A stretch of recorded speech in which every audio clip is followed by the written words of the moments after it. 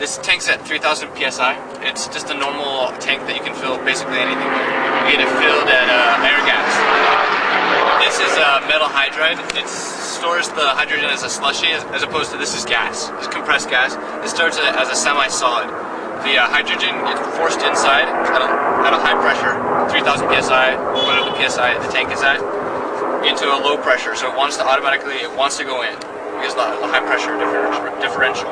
So it goes in, and the metal inside, there's metal ions, it wants to bond with it. So it can pack in a bunch of them as a metal ion. As you let the pressure off of this in the car, it turns back into a hydrogen, leaving just the metal behind. So we store the hydrogen at a low pressure, about 150 psi, as opposed to 3,000 psi. So it's much safer.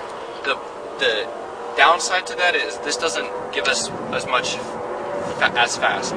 This can go really quickly. This can only give us about 300 psi. This is like 3,000 psi. The fuel cell only takes 150 about most, so we're okay with this. This is really very heavy. Right now it's cascading. We filled this up before we came here.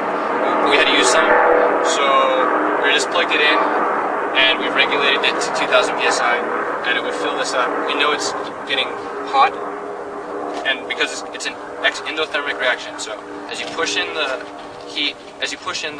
hydrogen, it heats up. As you pull it out, it cools down. So in the car, this will get like ice. You'll actually see it frosting sometimes, mist cooling on it. Now you can actually feel it's getting warm. When the temperature level's off, we know it's full. Is this liquid or compressed hydrogen? This is compressed hydrogen. This is not a liquid, but it's not a solid either. It's a semi-solid. The tank, when it's empty, weighs the same as when it's full. So what will the car have? Will it have liquid hydrogen then? The car will have this semi-solid in it.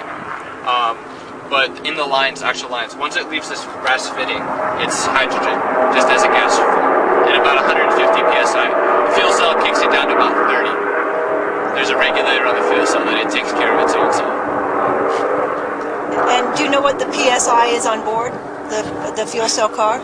Inside the actual fuel cell, it's 30 psi. In the lines, it's about 150. It can go up to 300. This can produce up to 300. And the regulator on the fuel cell can take about 300 before it starts to have problems. Do you know what the fuel stack is on board? We have our proton exchange membrane in the fuel cell. It's a platinum catalyst with graphite plates. So do you know who made it? It's Nexa, Ballard, Nexa company. No, Ballard company, Nexa fuel cell. It's the model type. 1.2 kilowatts of power, max. Sustainability of that is however long the tank. This will run about 1 hour at 40 miles an hour for a car. On a miles per gallon kind of basis, what's the most you've ever done? We don't know. We haven't had a chance to calculate. This is the first time we've ever run the car more than 30 minutes. So that's where we're at. What are you hoping for? It's just a shot in the night right now, because originally we had a compressed tank like this. Couldn't get anybody to fill it, so we went to one of these. So we're not really sure what this will do. We've never pushed this to the limits. And so we don't really have any real idea how much we can get in here. We've never drained it all the way. We have what they've given us, so we can do our basic calculations. And that's about it. We'll see what the flow meter we have on now. What's it like pushing hydrogen to the limit, as you just said? I mean, it's kind of people aren't sure which way it's going to go. I mean, it's always kind of iffy. I want to wait a little bit for that noise to die down. I mean, what's it like working with this stuff? I don't know. It's in our shop. Everything's always seems kind of new and innovative. We're always at the edge. We're doing DARPA Urban Challenge. We have a team back working on that right now. So I don't know. I saw it. I never thought much of it, but I've had a lot of people come up and say, "Isn't it dangerous?" Well, it's just like gasoline in that effect. If you just treat it right and work safely with it, then you're safe.